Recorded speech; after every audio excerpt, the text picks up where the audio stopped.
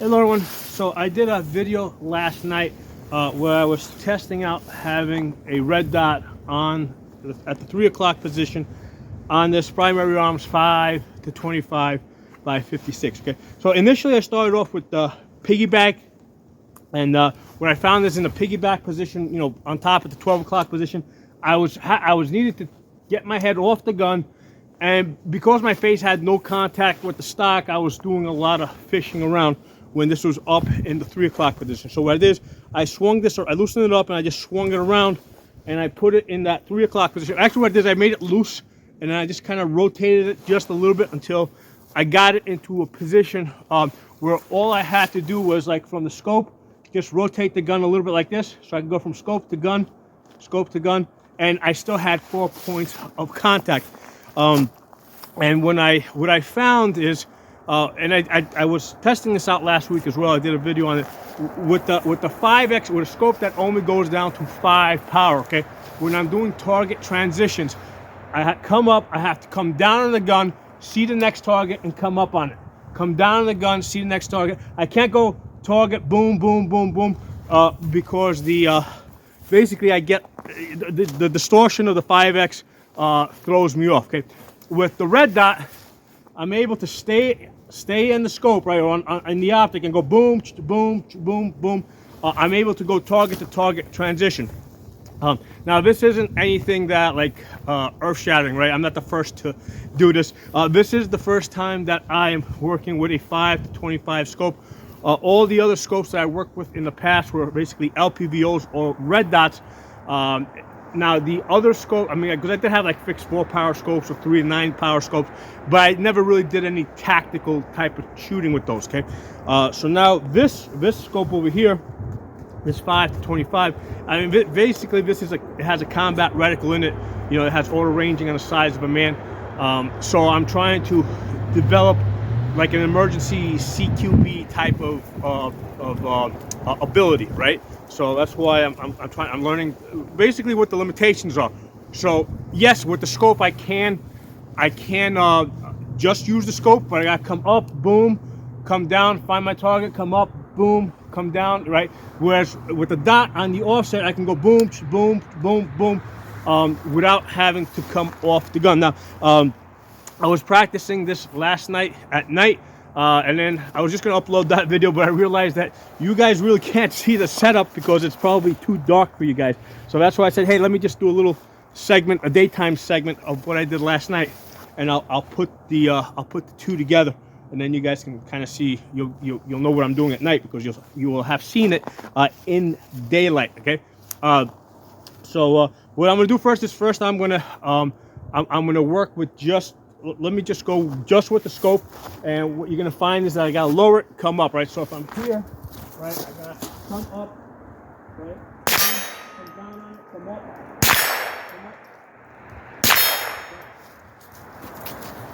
right, so stay from here, come down, come up. So you see how I gotta keep bringing the guns down and coming up on it, whereas with the red dot, right, I come up with the red dot. So I can just stay on it.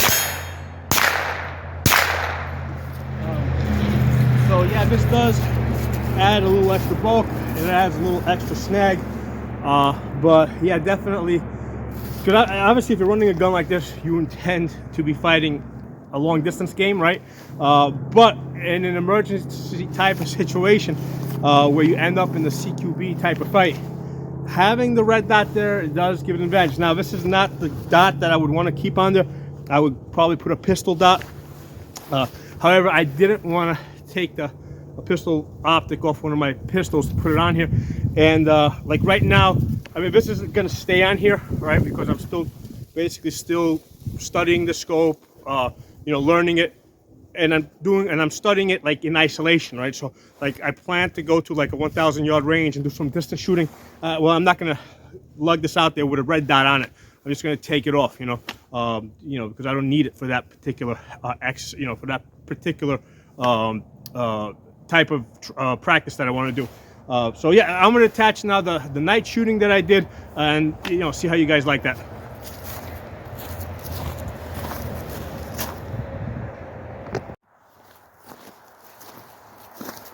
Hello everyone, welcome back.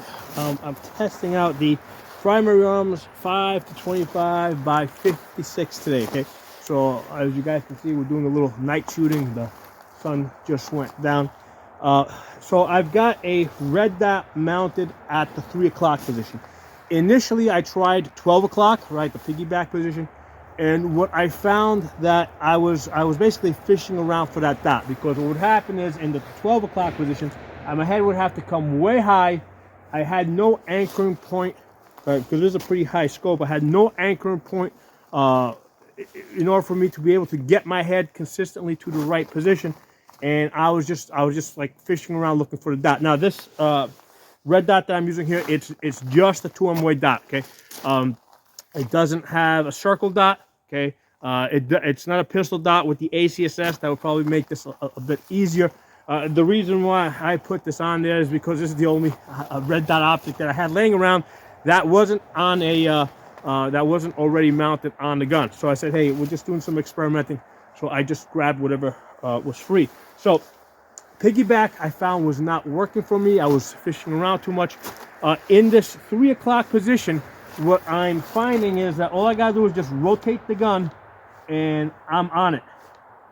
All I gotta do is just do that side rotation, and basically the stock, the toe of the stock is still in my chest, and my face is still on the gun. So I'm maintaining 4 points of contact. 2 hands, chest, and face is still on the gun when I rotate into that. When I cant the gun, I can pick up that dot pretty consistently. Okay, and that, again, this is just with the 2-MOA dot. If it had a circle dot, it would probably be a little bit easier.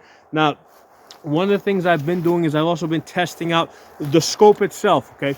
So first, like I've done it with the illumination off, right? Because this one has those, has the when you're all the way down in the lowest magnification, which is 5 power, right? So that's what, I did a separate video on this in the daytime where I was doing some moving and shooting with this at CQB just in that 5 power. And what we saw in the last video that I did is, yeah, I can do CQB, but what has to happen is as I transition from target to target, I have to bring the gun down, rotate, let's say, to the next target, and then come up. Bang, bang, right? Come down, find my next target, come up. What I could not do is stay in the scope and transition from target to target because I would get all confused, okay? So tonight I've been testing that out with the illumination on. Okay, with the illumination on, and I'm basically finding the same thing. Okay, as I do a transition to target, I have to basically come off the gun, see the target, and then come up on it. Okay, so let's say I see a target there, I see it, come up on it, bang, bang. Okay, as I transition to the next target, I got to come down and then come up. I'm unable to go from here to there without really getting lost. Okay? With the offset red dot, what I'm finding is that I'm able to come up, stand the dot, boom, basically, move to the target. I can scan, boom. I can stay on that dot and transition from target to target. Okay, so that's the major benefit that I'm finding on this, having this offset red dot. Now, I know I'm not the first to come up with this. Obviously, lots of people doing this, so I'm just kind of doing a confirmation that, yeah, what everybody else is doing works pretty good. Okay, the only thing is, like, the piggyback was not working so well for me. The offset at the 3 o'clock position, it's kind of, well, what I did is I mounted it at 3 o'clock. Initially, I tried 4 o'clock, and that wasn't working perfect for me when I did the side rotation. So I went to 3 o'clock. Actually, I loosened it up and I just kind of turned the gun here, and then I kind of just rotated it, and I found that perfect position, and then I basically held it there and tightened it down. So it's kind of like, it's not exactly 3 o'clock. It's more, and it's not 2:30. It's more like maybe 2:45-ish. Okay. So you gotta basically get your face on the gun, right? Get the 4 points of contact, loosen up the red dot, and then rotate it to see where that perfect position is. Now, I've got this mounted on the scope.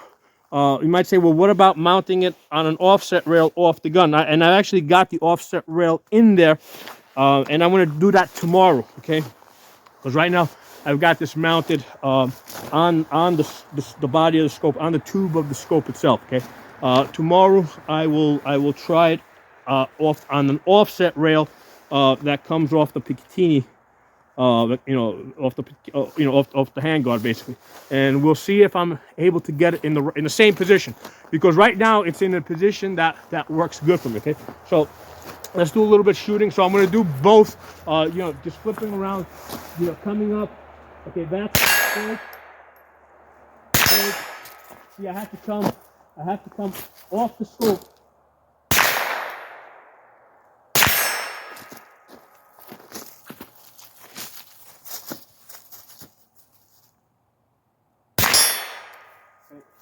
So I can't just transition from one target to the other, right? So I can't go like, if I didn't know the target was there, I wouldn't just be able to transition. Now using the dot, okay, with the dot.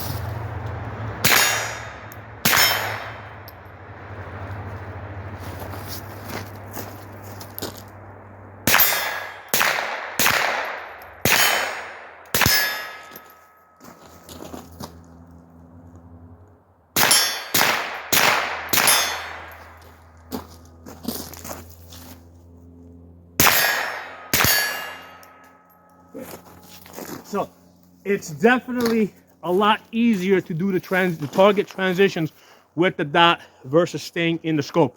I mean, if you're just trying to get to one target, right, where you see target, you come up, right, you see it, you come up, especially if you have the illumination on, you put it on target, yeah, no problem, you're gonna hit it. But if you gotta go 1, 2, 3, you gotta come out of scope. With the dot, I can go boom, boom, boom, stay in my, stay on my dot, and then because in this 45 position here, right, when I roll the gun, I'm basically getting the scope out of the way. So when I look at it here, right, let me get this behind. Okay, so looking through the scope, there it is illuminated. We got high relief issues, among other things, that we got to fight with here. But see, where's that?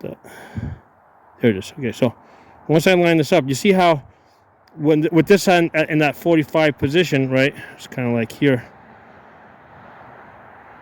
My alignment, it's kind of hard to do this in the There it is. Yeah, the ACSS would really help here for this. As far as trying to get to the, having that big 250 MOA. So you can see the difficulty I'm having here. If I had the big outer circle, that would help guide me to the target.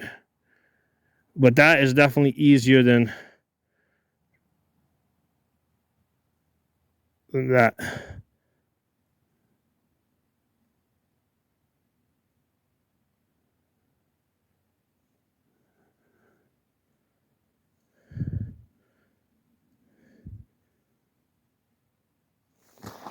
So like I said, this dot here is just a 2 MOA dot, and I do not like 2 MOA dots alone.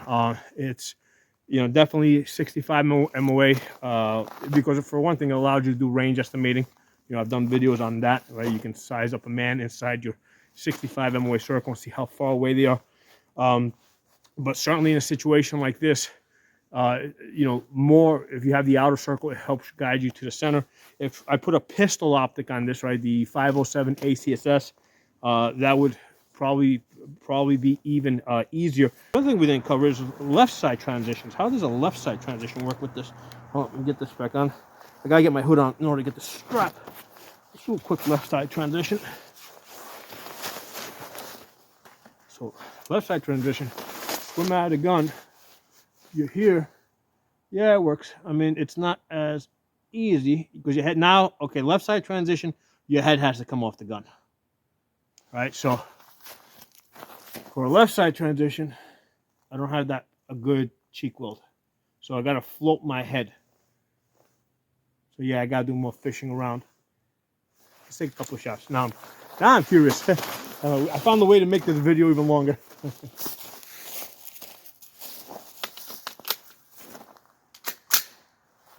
Okay, so we're gonna go righty first, right? So we come up.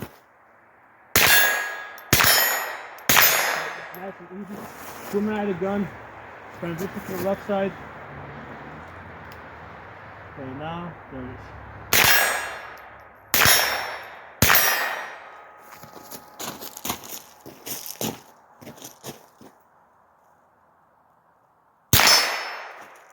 It's slower, but it works.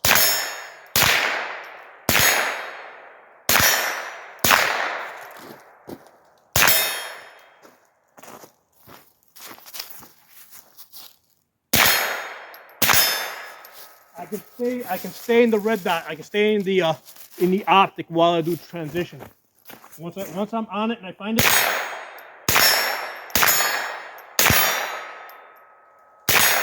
Yeah, I'm going back and forth between the 3 targets there. Then I had the 4th one over there. So when you do the left side transition, okay, so you come out, swim out of this, bring it over to your left side. So you guys can see me there. So here I'm not going to see the dot. So I have to roll it a little bit more. I don't have a cheek weld there. But once I find it, I can move the gun around and I can stay on that dot. And I'm basically looking, I have that peripheral vision where I'm looking around it. Whereas if I'm in the scope, there's too much stuff here. And plus with the magnification, I get discombobulated. So even on the left side transition, even though it's harder with the dot fixed at the 3 o'clock position, right?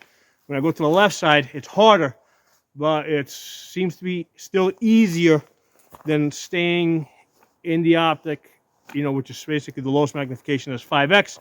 And even though it's got illumination, you know, again, just when you're doing target transitions, it's harder.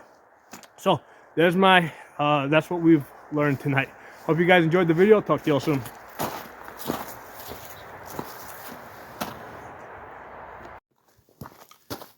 Hey everyone, I had to do a quick last minute check because I kind of forgot. I wanted to verify that the issue that I was having with the target to target transitions, where I had to come down off the gun, look at it, come up, was due to the magnification and not anything else. So what it is, I pulled out this LPVO 1:8 power, and with this, yeah, I can verify that I can stay on the scope and, you know, transition from target to target without getting all discombobulated. So yeah, like I said, it was just like one of those things where, wait a second, is it just the magnification or is there something else going on here? And yeah, it's just an issue that the minimum magnification on that other scope is 5, because it's a 5 to 25 by 26. On this 1:8, it's not an issue. So what that means, on this 1:8, I don't need an offset red dot. You know, I can basically just you know, I can transition from target to target. So talk to you all soon.